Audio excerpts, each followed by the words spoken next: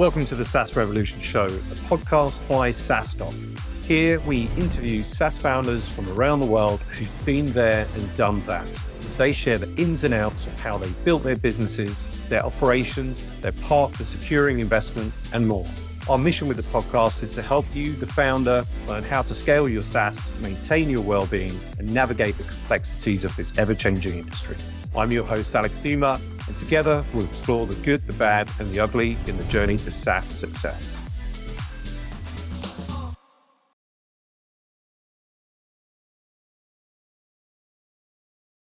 Welcome back to the SaaS Revolution Show. I'm your host, Alex Theuma, CEO and founder of SaaStock, and I am delighted today to be joined by David Klein, who is the co-founder and managing partner at OnePeak. Welcome, David. How are you doing? Thanks for having me, Alex. Good to have you on the podcast. I understand you would have been in person at a board meeting today. You talked about its board meeting season, so I'm glad that we're able to connect. You've got a very busy couple of weeks ahead of you with all these board meetings and a bit of travel there.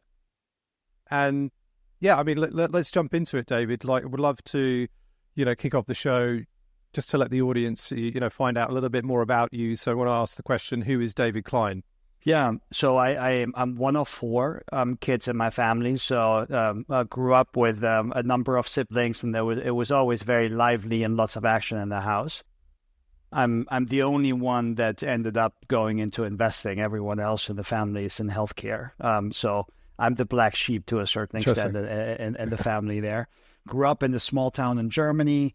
When I was 16, received a scholarship from the American Congress and German Bundestag to spend a year in the U.S. Ended up living in Indiana, so in the middle of nowhere, like literally a hog farm on one side and cornfields on the other side. Then came back, finished school, studied, started my career at Morgan Stanley in London, first on the M&A side and the technology, media, and telecoms team.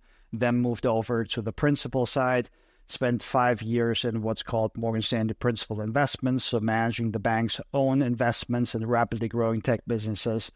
Then moved over to Summit Partners, was responsible for software investing there, did that for a number of years, and then started OnePeak in 2014 together with my co-founder, Humbert. So we're coming up to the 10 years this year. It feels like it was yesterday. Awesome. Congrats. Yeah, I mean, similarly, SaaStock is in its 9th year, but it just doesn't seem like it's 9 years, right? So it feels like we're getting old, but still a startup. And, I remember SaaStock 2016, the first one, just as if it was yesterday. How was it living in Indiana? How long were you there for? What was that experience like? It was a phenomenal experience. I was there for a little more than a year, did my senior year in high school there. And, of course, did a number of different sports, basketball, tennis, track and field, and lived the American lifestyle, which was really not the New York or California type of lifestyle, but It was very much the what you see in the middle of the two coasts. And I had a great time, wouldn't want to miss it. First time away from home. Fun fact is actually that my flight to Indiana was the first flight I'd ever taken as a kid. Really? Yeah. How was that? How things have changed. Yeah. You mentioned, so you were at Summit Partners, but then decided to create OnePeak together with Humbert. Tell us a little bit about why you decided to branch out on your own and found OnePeak. What's the founding story there? Yeah, so that was back in 2014, and we had been talking for a while.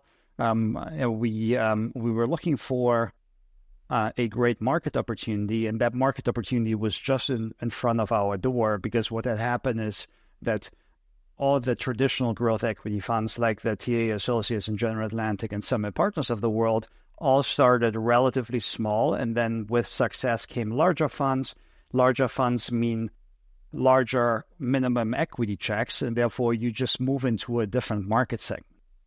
And we were in a spot where both of us actually had to pass on a lot of really interesting companies because they were too small from an equity check perspective, and therefore what we decided to do is to spend a little bit more time looking at that market segment. Initially, when we started, was $20 to $50 million in equity tickets. And what's out there in the market? Is there a brand? Is there someone that really dominates that market in Europe? And it was shocking. There was literally no one. So yeah, there was quite some money on the venture side, and then there was quite some money on the, call it 100 million plus equity ticket side of things. So there was this big market opportunity in the middle, and we said, well, why don't we work on it and then see what we do? It took us probably 6 months or so to develop a deck, develop a strategy, think about what we want to do. But then over New Year's, once we sat together and said, we can't do this next to our full-time job. So we resign and we do this full-time, or we stop and we just continue with our careers. And that was basically the moment where it was the come to Jesus moment to a certain extent. And both of us decided to resign on the same day and start One Peak. And the remainder is history. So it was really the market opportunity that drove us there. Also, and fast forward to today, 10 years later, can you share some data, around One Peak in terms of, I guess, how much under management that you have, how many investments that you've made, size of team, that sort of thing, maybe even like typical check size and that sort of thing? Yeah, very happy to do so. So we have $2 billion in assets under management now. We're investing out of our Fund 3, which is a $1 billion fund. We closed that in late 2022. It's about 30% invested by now, so still lots of capital that's looking for a new home. We write checks between $20 and $100 million per investment, and then we can go up from there and scale with our existing companies, as we typically reserve about a third of our equity for any future investments in the companies. We want to be really supportive of the companies that we back. We're typically pretty concentrated in what we do. So we're not a venture fund, but we're a growth fund. And that means Fund 1 was a $300 million fund. We made 8 investments out of that. Fund 2 was a $500 million fund. We made 11 investments out of that. Fund 3 is a $1 billion fund. We'll make 16 to 18 investments out of that. So we spend a lot of time looking at the best software companies in Europe. For Europe, means not just continental Europe and the UK, but also Israel, which is an integral part of that. And what we have seen in the market is that over the years, when we started, the number of companies that were 10 million plus in annual recurring revenues was really, really small, where you could probably count it on a couple of hands in each of the big countries. Now, that market segment has gotten so much deeper. There's so many interesting companies out there.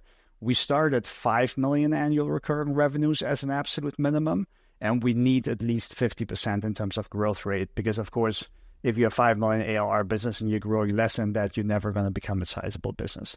So this is where we sit. We've made 22 investments, exited 2 of those. 4 of our companies are unicorns by now and have grown really sizable.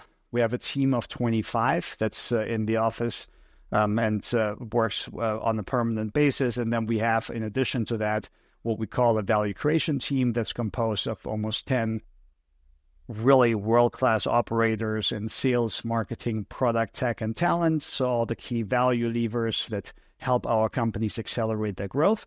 And then on top of that, we have an advisory board. So if you add all of that up, we'll get to around 40 people at One Peak at this point in time. Awesome. And talking of like the best software companies, I mean, certainly some of the ones that stand out to me that, I don't know, like every software company, there's so many now, but like Doc Planner, PandaDoc, Neo4j, these are some of the companies that you've made growth investments in. Maybe could you pick one, or you could go left field and pick another, and just kind of really explain maybe a little bit about how you came about that investment. What was it that made them the best software company, attractive? What the process kind of looked like, a bit of a story and perhaps one of those deals. Yeah, very happy to. I'll pick Neo4j. It's a $200 million ARR business right now. When we invested, it was a $33 million ARR business.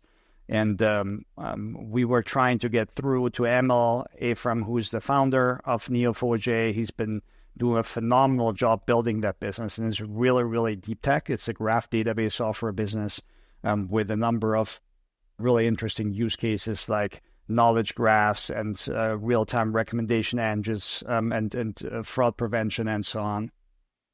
We then got an introduction to Emil, and I did a video call with him which back in the days in 2017 was really out of the ordinary. Usually you would just have a normal phone call, and got along super well. Instead of 30 minutes, spent an hour and a half.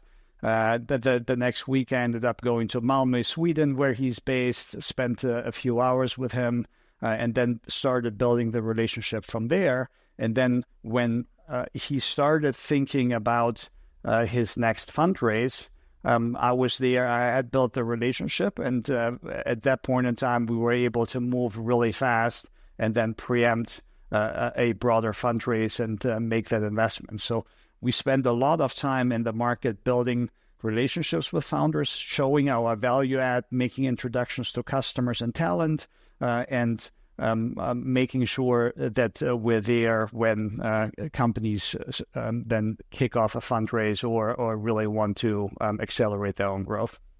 Awesome. Thanks for sharing that. And I know we wanted to discuss, talk a little bit about the market and where it is sort of right now, and obviously compared to last year, and especially around the growth stage. So shall we get into that and let's kind of like get your viewpoints around the market? Interestingly, I mean, like today, I was having an email conversation with somebody who still believes, and perhaps sort of rightly, that there is I think he used the word SaaS crunch, and he's kind of keeping his powder dry because he doesn't believe that he's going to see some of a much improvement this year. Just sharing that anecdotally before we get into kind of your viewpoints, but would love to kind of hear your viewpoints around the market and what's happening in SaaS specifically. Yeah, it's a really interesting market. I think if we take a step back and look at where we've come from a world where in the early 2010s, SaaS was still a very new market. Most software companies were still on-premise.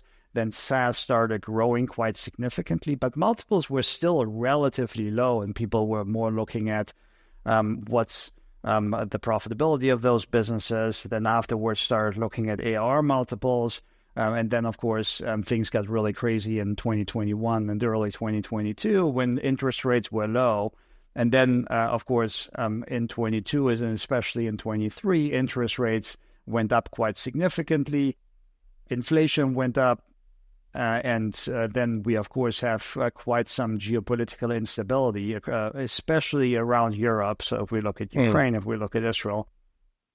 So what this has done to the market really is that money is not free anymore, as it used to be in 21. And as a result of that, companies just need to be more efficient. But also as a result of that, it's just harder to sell. If you're mission critical, you're still selling, but the selling sales cycle is longer, budgets are tighter, there's more pressure on pricing, and so on. So what we're seeing is that in broad terms, growth rates in the software market have come down. And then the question is what's going to happen this year? And we think it's probably going to be slightly different in the US versus Europe. So the US is probably much more likely to end in a soft landing, whilst Europe, given we have two wars, given we probably have the worst macro situation and unemployment is higher and so on and so on, we do think that probably it'll be harder for companies in Europe to sell to European customers. And therefore, growth rates will probably be slightly lower. So what we're seeing in the market right now is really a bit of a divergence. You got those companies that grow 100% plus, that also grew 100% plus last year and are expecting to do the same this year. There, people still pay really high multiples because there's just not that many of them, and many of the early stage venture funds have not really done anything last year. Last year was very illiquid because companies raised in 21 and 22, had enough cash, extended runway with venture debt or with safes, and therefore felt that in 23 they needed to build out their business a little bit more in order not to have to do a down round.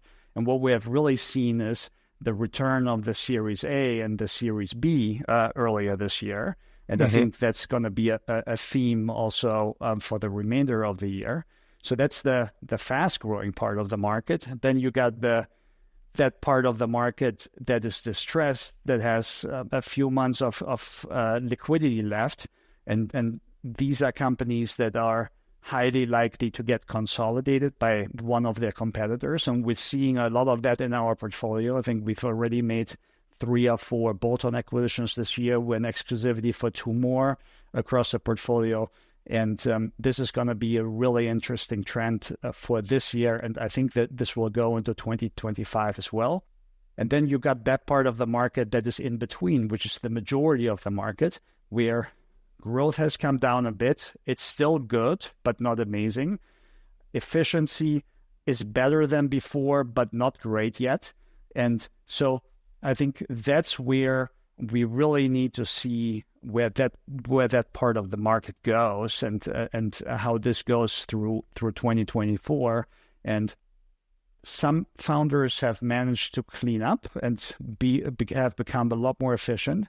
But surprisingly, we're seeing a lot of companies that are out fundraising now, where the burn is still way too high, but at a growth rate which is much lower compared to 2021. So I think these guys are going to struggle a lot more to fundraise. So I think there's a lot of pain that will come in 2024 for companies because most of that bucket of companies have money until between summer of 24 and summer of 25. So they will have to raise in the next 12 months.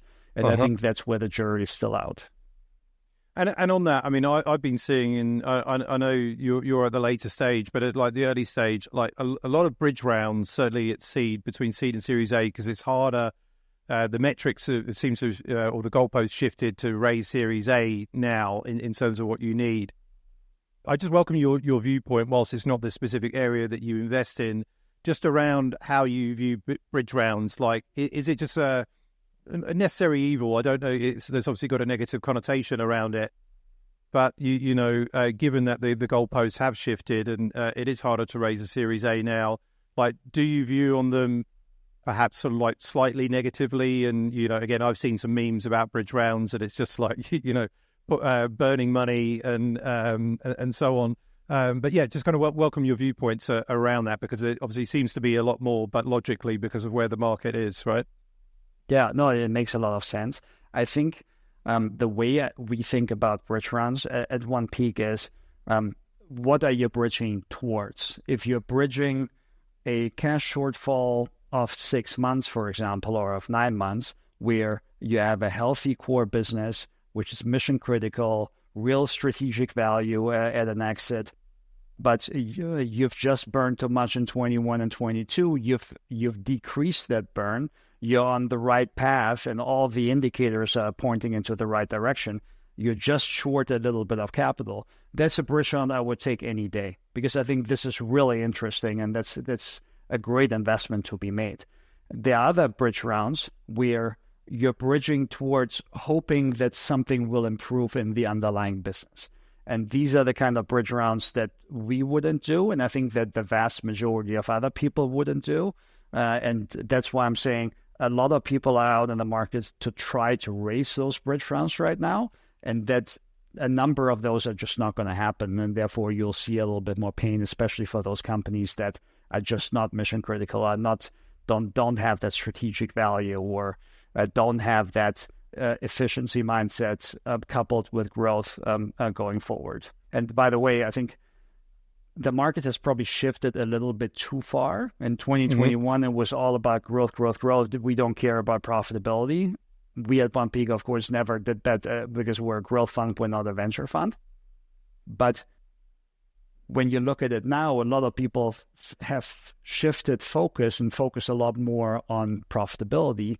But if you look at the public markets and see how public markets value growth versus profitability, you will see that a 1% increase in growth, the impact on valuation is the same as a 3% increase in profitability, even today. So growth is just valued at 3 times profitability even today. And that number was about 12x in November 2021, so at the height of the bull market.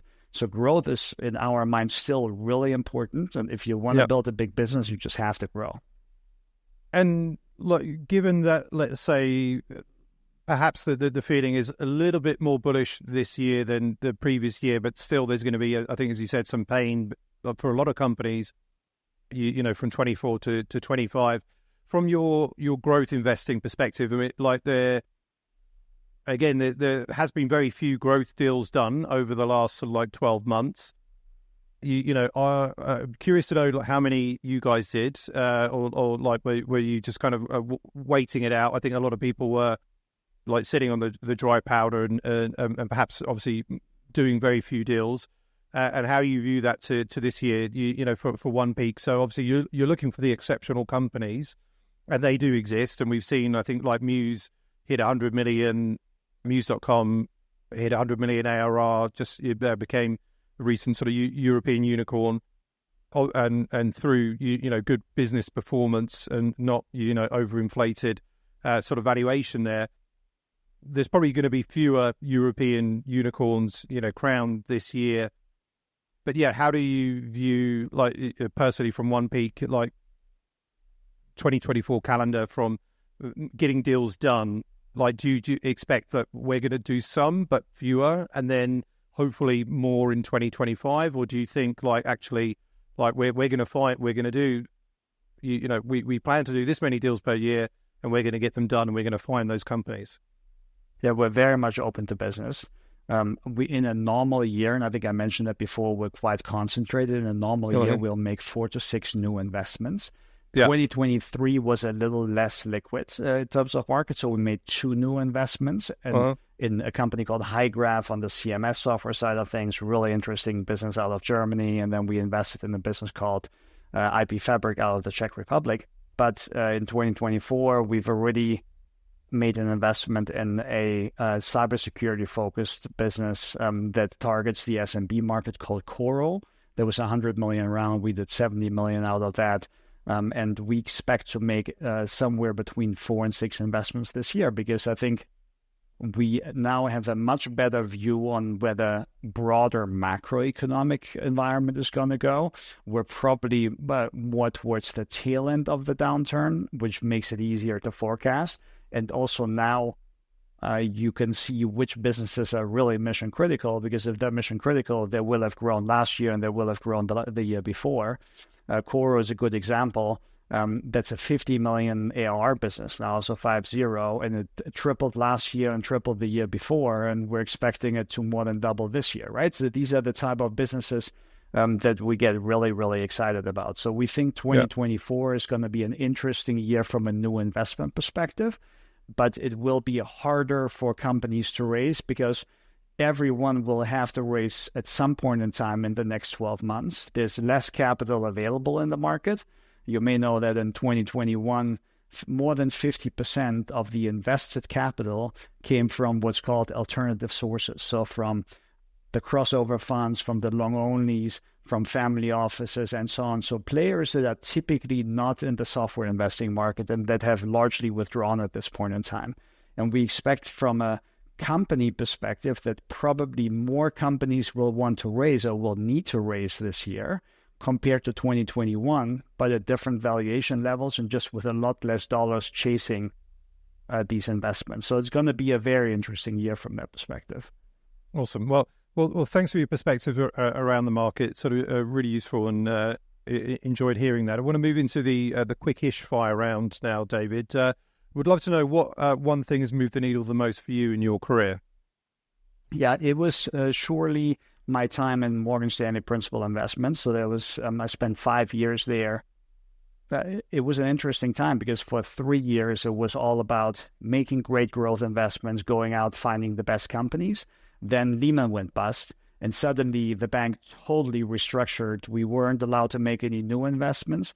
We took over the entire portfolio of the hedge fund. We took over the entire portfolio of the distressed investment unit at Morgan Stanley. And we went overnight from 1 to 4 billion. And each of us went overnight from 3 to about 35 portfolio companies. So you can imagine how crazy busy it was at that point in time.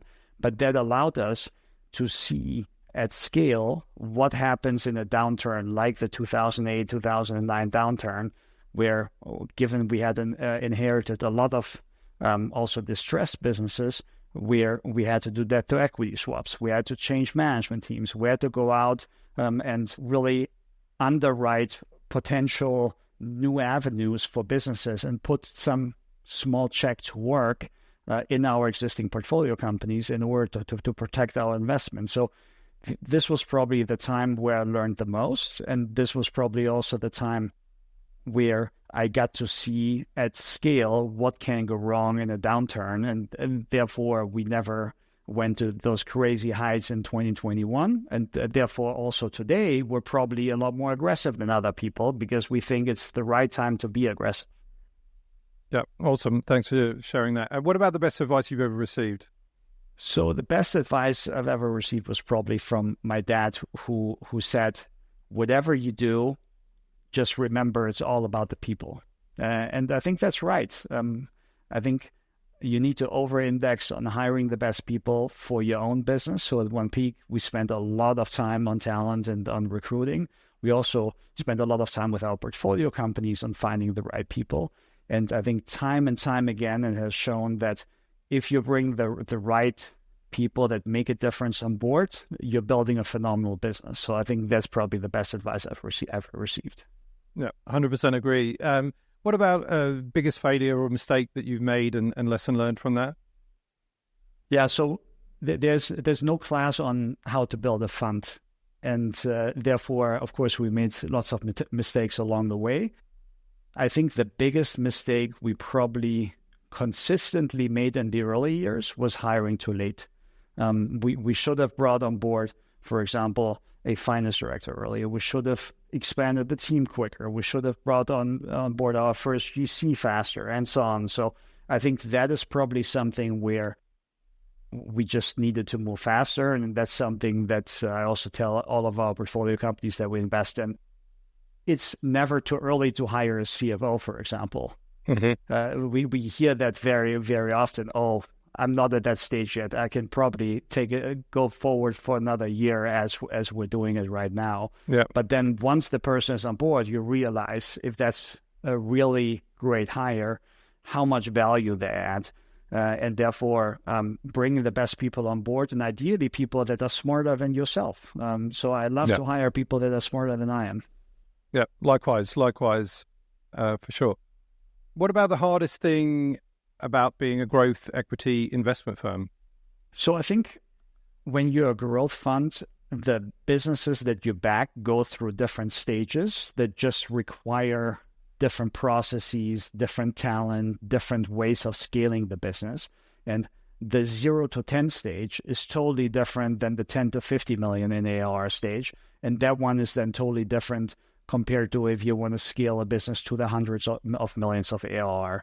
And going through those shifts together with our portfolio companies, understanding who is scaling well throughout those different shifts and who is not, and then putting in the right people in order to make sure we manage that scale well. I think that's always the biggest challenge for a portfolio company. And we also always feel that within all of that, probably the biggest challenge tends to be on the sales and marketing side, so the go-to-market side, because that's always the biggest pain point. Yeah.